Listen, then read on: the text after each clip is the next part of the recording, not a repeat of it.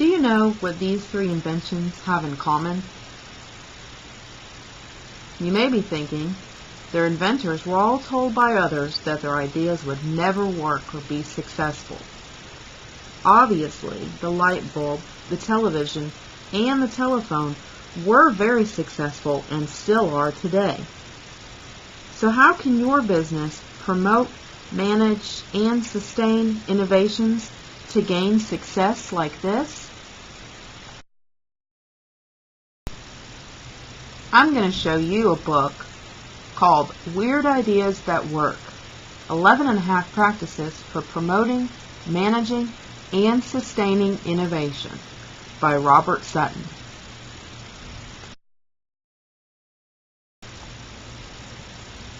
Now, I think Sutton just used the word weird in the title of the book to get your attention.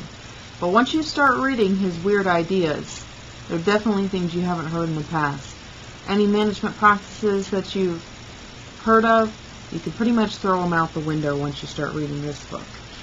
He says to innovate, companies must do things that clash with accepted management practices, and that the definition of insanity is doing the same thing over and over and expecting different results.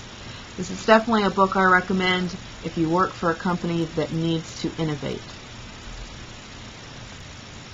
Now I'll show you a brief overview of the 11.5 weird ideas.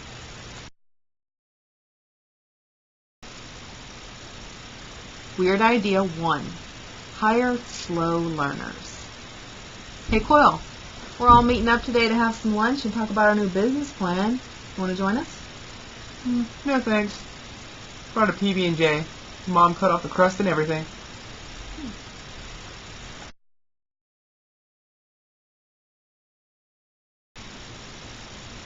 Weird idea 1.5. Hire people who make you uncomfortable, even those you dislike. Hi. Hi.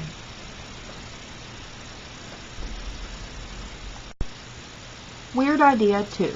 Hire people you probably don't need. Weird idea 3. Use job interviews to get ideas, not to screen candidates. Weird idea 4. Encourage people to ignore and defy superiors and peers. Hey Coyle, I need you to go do that. No. Weird idea 5. Find some happy people and get them to fight.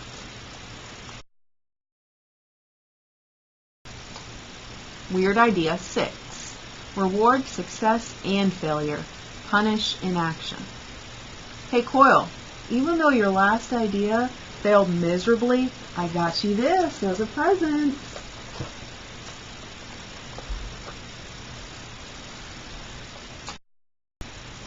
Weird idea 7. Decide to do something that will probably fail. Then convince yourself and everyone else that success is certain. Weird idea 8. Think of some ridiculous or impractical things to do, then plan to do them.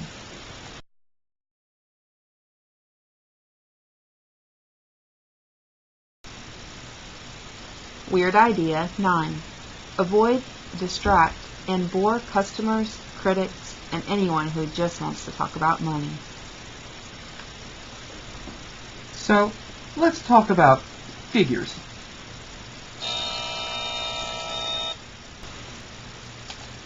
Weird idea 10. Don't try to learn anything from people who say they have solved the problems you face. Weird idea 11. Forget the past, especially your company's successes. So why should you spend your time reading this book? Well, to thrive and survive in the long term, companies must keep inventing. It's the only way to stay on top. This book really gives you a completely different look at innovation and how to handle it from a management standpoint. Who should not use the weird ideas from this book? If you work for a company that uses total quality management to drive out any variation or have a tried and true method that you know works best for your company, then you may not benefit from the ideas in this book.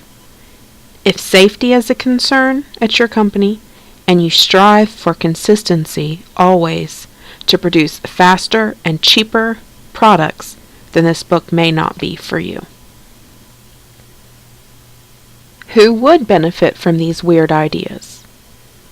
If innovation is your goal, if you work in a fast-paced industry that requires constantly creating new and better ideas, then this book is very beneficial to read. Since there are 11 and a half weird ideas in this book, I decided to choose just 3 of my favorites to talk about a little further in detail. The first being hire slow learners. Slow learners is not what you might have originally thought when you read this. The book describes slow learners as having one of 3 traits: low self-monitorers, those who avoid contact with others, and those who have very high self-esteem. Also, stated in the book, companies and teams that do innovative work need a different sort of person. They need newcomers who have new ideas and see things differently than insiders, and especially who won't get brainwashed into thinking just like everyone else.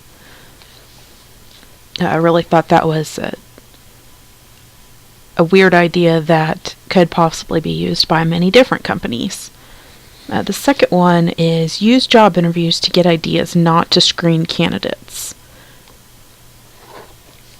There was a quote in the book that said, first, use job interviews to recruit people, and second, to help with my work. So basically, they're using these interviews to get answers to problems that their company faces, rather than even figure out about these applicants. There was also an excerpt in the book that says, people want to talk about the great things they know and have done, and they don't know, can't remember, or don't care about what they're not supposed to say. I'm not suggesting that companies use interviews for espionage, and I suspect that most of the valuable information learned from candidates are not trade secrets anyways. So I thought that was a pretty neat idea. The third idea that I wanted to talk about, that was one of my favorites, is reward success and failure and punish inaction. I think that is very important if you're planning to have a company that's very innovative. It's impossible to generate a few good ideas without a lot of bad ideas. So it's important to even allow for those failures. If you want to eliminate mistakes, avoid dead ends, and succeed most of the time, you will drive out innovation.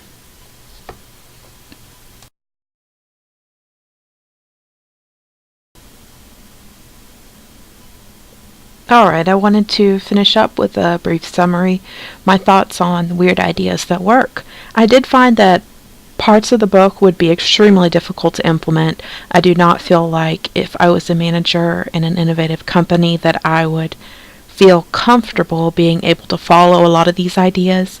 A few of the ideas that I found most weird were encouraging people to ignore and defy superiors.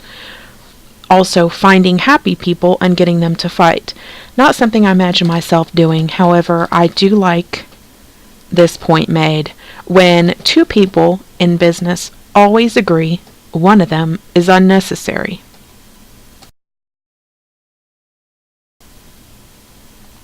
I appreciate you taking the time to watch my book review on Weird Ideas That Work, 11 and a half practices for promoting, managing, and sustaining innovation. I want to leave you with a few of my favorite quotes that I picked up while reading this book. First one, every strike brings me closer to the next home run. Failure is opportunity to begin again more intelligently. The curse method, whenever I hear someone curse, it's a sign to invent something. Thought that was funny.